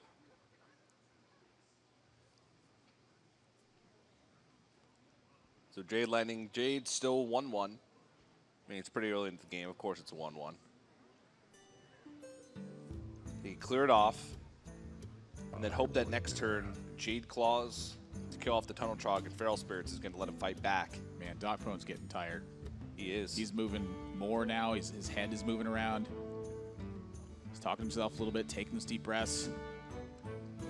The fatigue is starting to set in. Even Tarei is starting to lean over a little bit. I wonder. It is 10:35 here tonight. These guys have been here since before 10 a.m. Sometimes the only thing preventing them from falling asleep on their keyboard is the adrenaline that's pumping through their body as they get closer to a World Championship spot. Tarei's just going to go with the Jinyu Water Speaker here. I mean, this is the strongest minion on board. And this is actually kind of a brilliant play, because something Tarei definitely is fearing right now is DocPwn getting a Manatide Totem on board, or just using Feral Spirit or whatever have you. If his minions die in combat too easily, the game will get out of control. And here, DocPwn picks up his second Lightning Bolt, 22-1 to draw his second Lightning Bolt. And suddenly Tarei now is in a heap of trouble. Yeah, picks up Hex. I mean, he's got ways to start dealing with this stuff. But he just doesn't have enough mana to be able to deal with it quick enough before he takes a ton of damage. Now, the one thing about that is these mid-range Shaman decks don't pack the same kind of damage from hand as the aggro Shaman builds do. Like, you look at Stan Udachi's list earlier, it's full of damage from hand. That's basically all the deck was, that and some 7/7s. These decks rely on board position in order to get the job done. If Tarei can fight back, even if he's at a low life total, say he's at 10, he can easily stabilize a position like that if he's the one who's got control of the board. At this point, DocPwn has expended some of his from-hand bursts. He's going to have much less later on. So all Tarei has to do is very effectively kill all these minions over the next couple turns. He's going to take a lot of damage as a result. But the one thing he can't do is let DocPwn continue to get strong value from his cards. Wow, Totem Up and Jade Claws. This, to me, signals he wants to use Feral Spirit and Flame Tongue Totem next turn. Yeah. To act as that big return hit. But DocPwn picks up a Flame Tongue of his own. And as you mentioned, the less his minions die, the more likely it is that Manatide Totem is going to stick. I'm wondering if DocPwn is seeing that right now. But Flame Tongue Totem will force removal in this spot as well. If he uses Flame Tongue and say coins a hero power in this spot, Tarei's going to have to do something after that. Yeah, Flame Tongue Totem, he pushes 11 damage, puts Tarei down to 12 health. But he's got to clear the board. He has to. It's so important to keep doing that. Yeah. And the way he's going to clear this is going to make sure that Jade Claws won't kill any of his minions. Which would be 4-3 into the Spell Power Totem and the 3-4 into the 1-1. Tarei's been so patient with this Jade Lightning, and I think here it's about to pay off. he lets that Mana Tide keep turning, he's going to lose. DocPwn mouses over the Spell Power Totem and then glares across at Tarei, trying to get a reaction out of him. Sometimes you can subconsciously give a nod to your opponent when they mouse over something that you want them to do. Or that you don't want him to do. Like, or that you don't want him to do. He is going to do that. Wish he had, you know, maybe that sort of thought. Lightning Bolt. It's a great draw for Tarei. He's got to handle the board. He's still going to leave a minion up at the end of this. He can Lightning Bolt and Jade Lightning down 2 of these things. And I think that's what he's got to do. Which ones are the most important to him? Mana Tide Totem is way too threatening to leave up on the board, he says. Tarei might have turned the corner. Well, a big facet of this is that DocPwn drew his Bloodlust early on. That is a hard resource to operate with when you don't have much going on. But Feral Spirits picked up. Feral Spirits, Hero Power, Coin Thing from Below is an option. Brings the board up to 5 minions. Bloodlust wouldn't be available the next turn because he'd be overloaded for 2 going into 7 mana. I look at this hand and I wonder, is DocPwn going to win if he doesn't push damage? If Tarei's got more value in hand, he's going to be hard pressed, I think, to really get some strong value from his own cards. How does Tarei fight back if he just builds a wide board like that? Well, that's why I'm thinking DocPwn might have to push back. I mean, Tarei was almost limited to AoE spells at that point.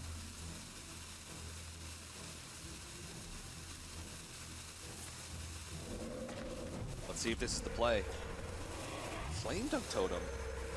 Well, Feral Spirits is a strong reload to these positions as well. And with the thing from below down, Bloodlust is still threatening lethal from this position.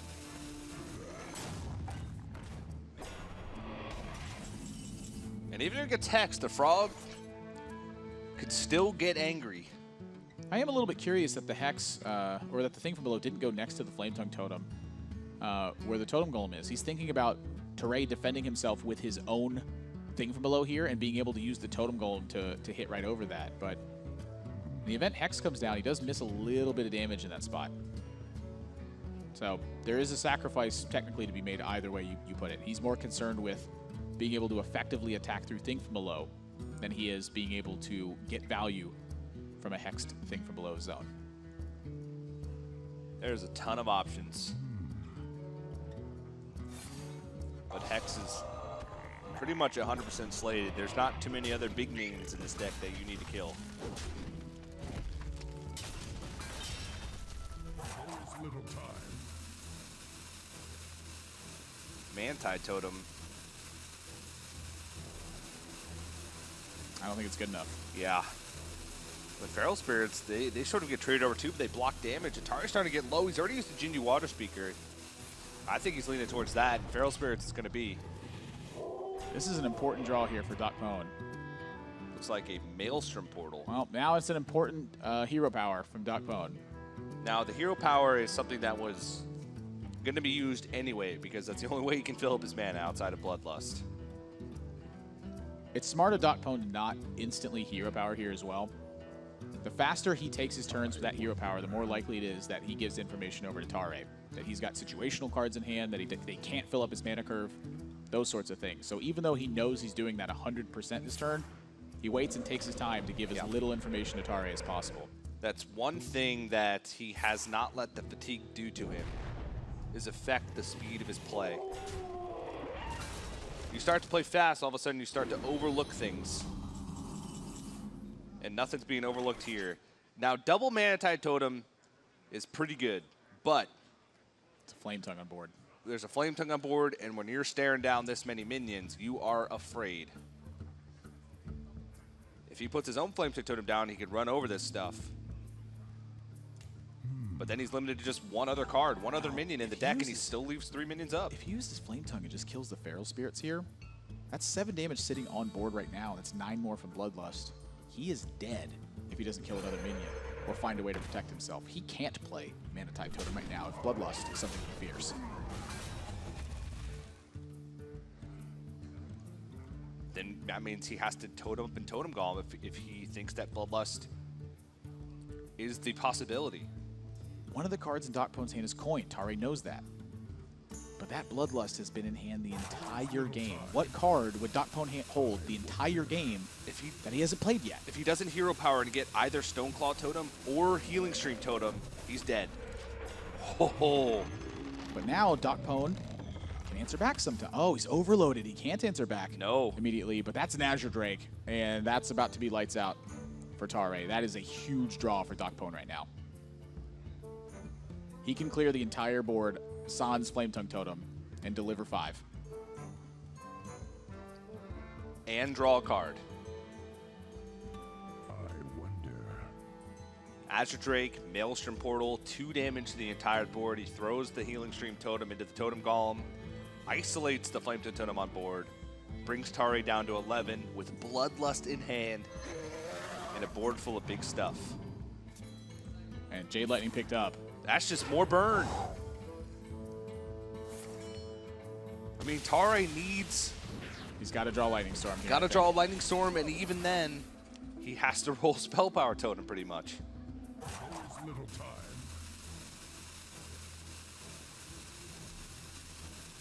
Yeah, I think this Totem Golem's got to die. He's thinking about every situation here, and frankly, I don't blame him. This last 15 seconds, he's just going to kill everything. Clean everything. Yeah, don't blame him, man. He's so far ahead right now. He's concerned with 0 risks. He can still draw Lightning Storm. Oh my! Is this?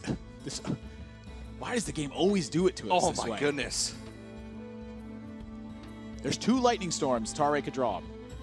2 of them. 18 cards left. There's no other hope for him. He's trying to find another way out of this. It's Azure Drake. 1 and 9. Not it. Doesn't 3-2 get lead it. for DocPwn.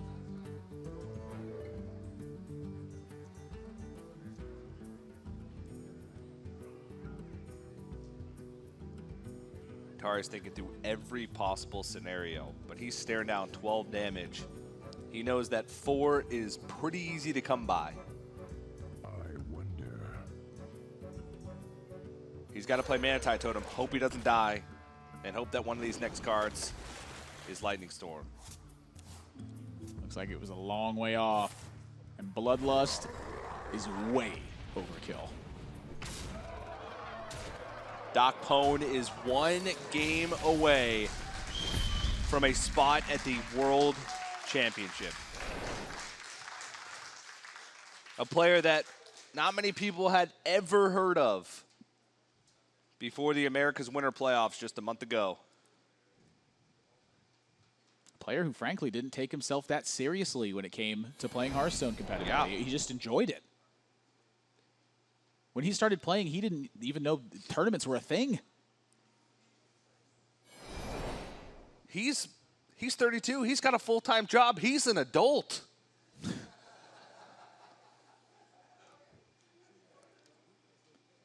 Jeez. DocPwn, man, he was looking tired, but this one, it's got to invigorate him.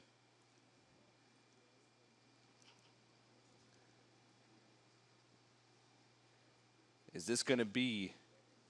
I mean, he mentioned he doesn't get a chance to really practice enough, given that he's an adult here. Take a look. My biggest weakness is I don't have much time to practice. Compared to the other players, I'm sure they're putting in much more hours. I can play 2 or 3 hours a day and maybe more sometimes, but it's not as big as an amount as they do.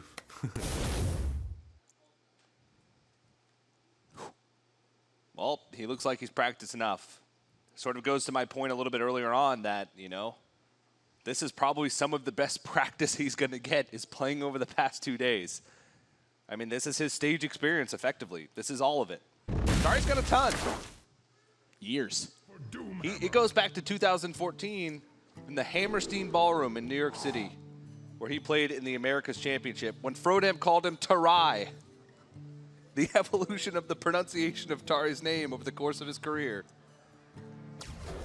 That was a long time ago. That was a really long time ago. Back when That's Admiral had just a little baby beard. But here we go. Can DocPwn do it? 1 game, and it's with Reno Warlock.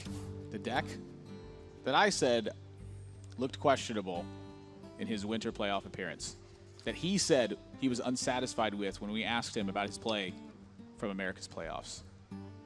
It's looked a lot better since then.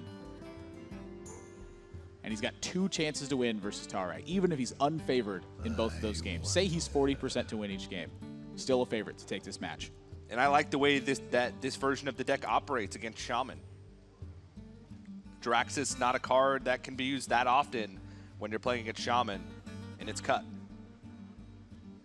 Especially against the Bloodlust version like Tarei's running.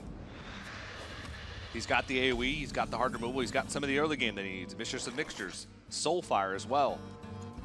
DocPwn continues to take his time too. He's trying to give Tarei as little information as possible. Despite the fact that he's been tired the whole time, he's testing himself at this point. Can I play patient and throw Tarei off in the midst of this? Tarei, he's continued over the course of these games to look a little bit more fatigued.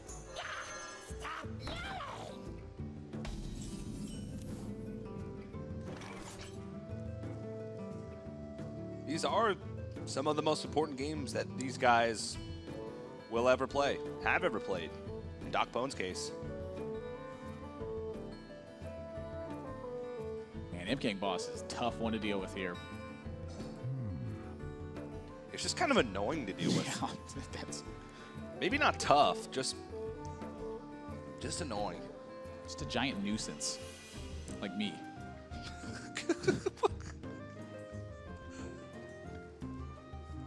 Self-awareness in Hearthstone is it's important. Yeah. I've got that in spades. Makes sense to me. I'm looking at hero power here for Tarei, honestly. If he rolls Wrath of Air Totem here, he's got himself a very strong turn. And now DocPwn's got some interesting value opportunities. Hellfire to trade over. Leaves him with 2 1/1s on the board after everything's said and done. But Kazakus is one of the strongest cards against Shaman because their boards get swept up by the Fellbloom, the 4 damage AoE, quite regularly. They don't have many minions that go above that 4 health threshold. I'm thinking Jinju Water Speaker. And it's hard for me to find much else. Greater Potion should be the pick. Ugh. Well, +4 health is not that bad of a spot here. I mean, DocPwn's not under a tremendous amount of pressure. I mean, he's fighting for board while this is going on. So I'm curious what he took from that first one, but with Imking Boss in play, I'm looking at +4 health being a very realistic opportunity for him. Ooh, summon 2 friendly minions that have died this game and summon a 5/5 demon. This is strictly a board potion. The problem with the 2 friendly minions this game is that Imking Boss hit early. And so if he has any intents to play this potion on the following turn, if Tarei's killed some of these imps, that is not a strong resurrection. But if It is a Tarei doesn't 5/5 kill though. the imps and Tarei kills some of these larger minions, or DocPwn can manipulate the board in a way where he can guarantee what comes back from the potion next turn, like before he trades in his imps, then bringing back a 3/3, an Imking Boss, and summoning a 5/5 is pretty good for 5 mana. And honestly, one of Tarei's best looking plays happens to be Totem Golem over Kazakus, coin Jinju Water Speaker, heal up the Totem Golem. If he does that, suddenly that Kazakus potion suddenly looks like the juice. He's going to take it slower. A totem up, yeah. He really wants this thing from below to get cheaper so he can make a swing turn, I suppose. Looks about right. This also helps him fight a little bit more against the potion. This is going to be a really tough potion for him, though. That's a lot of stuff used. Yeah. That is a sick potion from DocPwn, who in this matchup is trying to fight for board. And here, it doesn't even look like he's fighting for it. It looks like he's just straight up taking it. Yeah, now he can bring back one of the 1/1 imps, but let's see what he gets. 5/5, 3/3, and gets the Imp Gang Boss. That is some good. Wow. 10 power and 12 health added to the board thanks to Kazakus. And Tarei's only piece of removal is a Hex. In his deck, he has 2 more Maelstrom Portals and 2 Lightning Storms, but they've been missing from his hand for the past 2 games. And in this game, Tarei has drawn his Bloodlust early.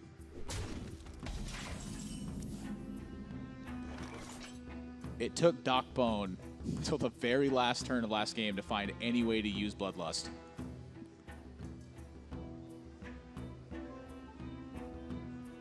Flame Tongue's not too bad, though. Flame Tongue is pretty good. But the thing about it, again, is that Tarei he's the one fighting from behind right now. He's the one who needs to be the aggressor in the matchup. He doesn't need this position to happen.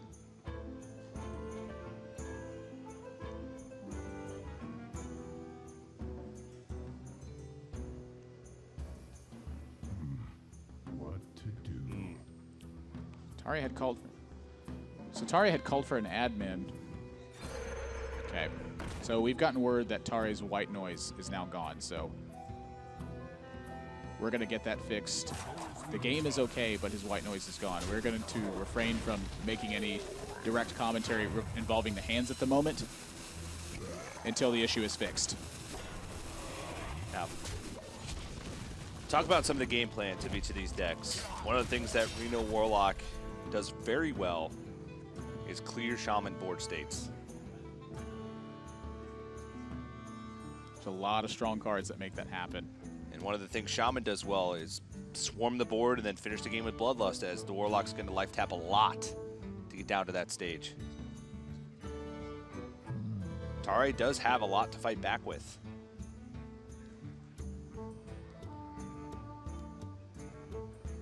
But will it be enough? Because DocPwn was able to stifle that start pretty well.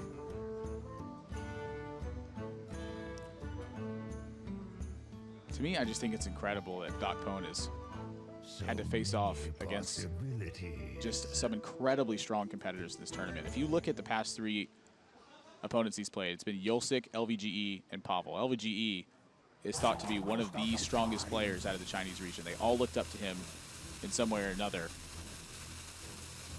He faced Yolsik, he faced Pavel, 2 2016 World Championship competitors.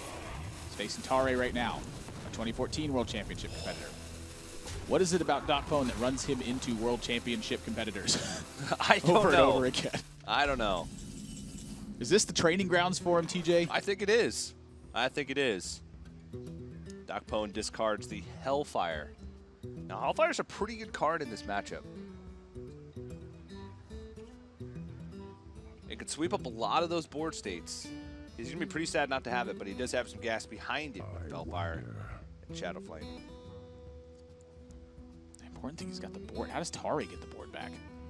It has Hex. Azure Drake Maelstrom Portal can clean up a little bit. Not great cards to fight off against most Reno Warlock You know, I told you boards. that M-Gang boss is going to be tough to deal with. 2 of them? Impossible.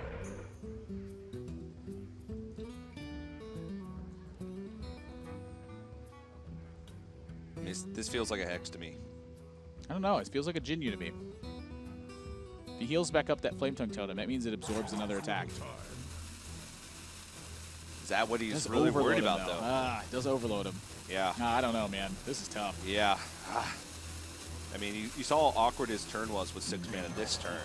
Next turn, he finds himself in the exact same situation. I mean, I like the play just simply because it's absorbing that attack. I mean, Yeah. you can't just keep eating damage. You know, the damage is going to stick to him. Yeah. So DocPwn now in a situation If where something he's... lives on board, you know, it's... Yeah. DocPwn most likely has to fit in a life tap here. He does need to generate some cards. Card advantage is the main thing in a lot of matchups with Reno Warlock.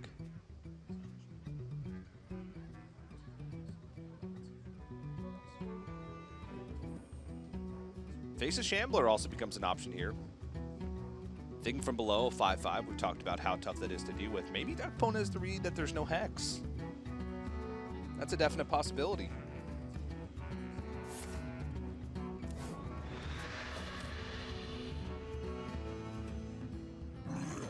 Sylvanas Windrunner picked up. This is a strong board position. It really is. I mean, this is a great use of the Shambler here. Oftentimes, players are going to try and find themselves getting massive value from Faceless Shambler, but 4-mana 5/5 taunt's pretty darn good. I'd say so. And if Tarei had Hex last turn, this wouldn't have been a possibility, but that would have opened up DocPwn to maybe playing Sylvanas on this board. Maybe it would have opened up a little bit more for DocPwn to life tap more freely and find himself better turns to swing the board and turn it around. Tarei's running out of resources at this point. He's got 2 very situational cards in his hand. On turn 7, he drew Tunnel Trog. Where is he getting this board back, TJ? I don't know. This is slipping away. Tarei, he probably didn't use that Hex because he knows just how many big threats are in DocPwn's deck. He's got a pretty greedy Warlock deck. You know, looking at it, he's got Ragnaros, he's got Sylvanas, he's got Abyssal Enforcer, he's got Mountain Giant. He used the Hex on a 5/5, all of a sudden next turn he meets an 8/8. What does he do then? He meets a 4/7. What does he do then? He lost the early board because of that giant Kazakus potion. And now, since then, it's just been downhill. He just has to rely on minions to get through, but DocPwn has plenty of stuff behind this to get it done.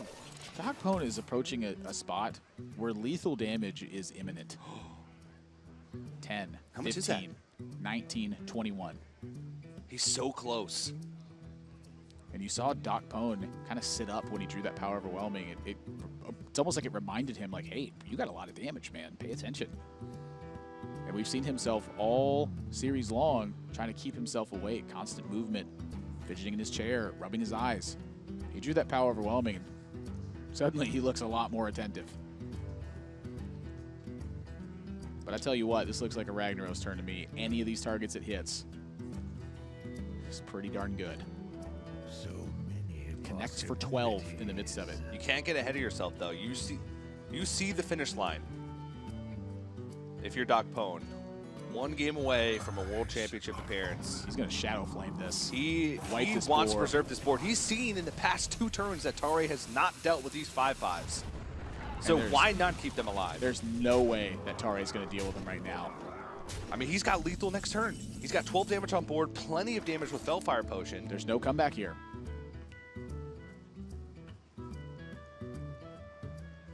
If he hexes. Stall a little bit longer, but man, it's just not going to win that way. Losing the early board, I mean, that's what Shaman's entire game plan is take the early board. When you lose it, how can you win after that? Tarei has to hex. Did he have to hex turns ago? It's too late now. I understand that there's a lot of big threats, but I mean, you can't play all the time thinking that your opponent's going to have another threat to back up the one that's killing you. Rolls Healing Stream Totem, which does nothing. DocPwn knows that he is getting close to that 4th win this set. 7 damage on board. Felfire Potion brings it up to 12. He can go for a 1-3 with Rag. Sounds good to me. Makes sense to me. I don't mind it. Makes sense to me. It all makes sense now, Admirable. He's going for it. These attacks. He's going to get the 8 guaranteed and set lethal next turn with sure. what he's got. I mean, I don't think it matters. That is some intense patience. After that Ragnaros hit the board, I think DocPwn could have closed his eyes and clicked buttons at this point. Yeah, Tarei's shaking his head. He knows. There's knows. not a single tool left. Did he do it? DocPwn's just waiting. That's the least he's moved. With a totem up, there's only 7 mana available. I don't think there's any way possible that this board position gets cleared. And without a taunt totem, that is a guaranteed lethal for DocPwn. How fitting! The last game of the day. Patches comes out.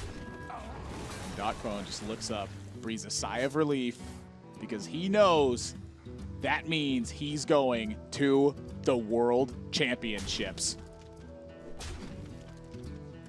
DocPwn, the 32-year-old player from Montreal, Quebec in Canada, closes out the series versus Tarei and becomes our 4th and final player in the Winter Championships to book their spot at the World Championship.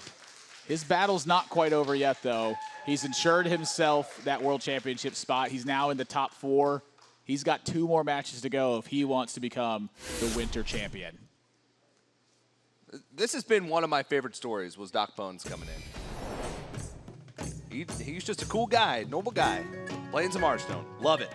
DocPwn joins Frozen as the 2nd Americas player to move on to the semifinals of the Winter Championship and thus booking their spot at the World Championship. They'll fight it off in the semifinal tomorrow, where we'll have more matches to come. We still got to crown ourselves a champion at the end of it all. But standing by on stage with our winner is Rachel.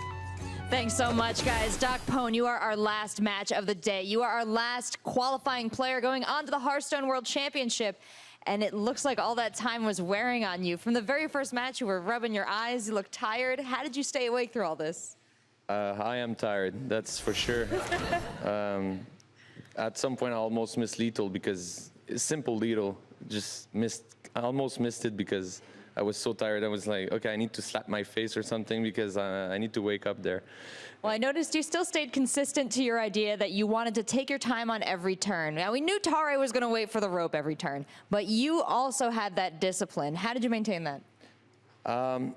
Most of it because it was our decision a lot, so it was not like every time just to rope for roping. It was really like I was not sure of the play, so I took all the time that I needed there.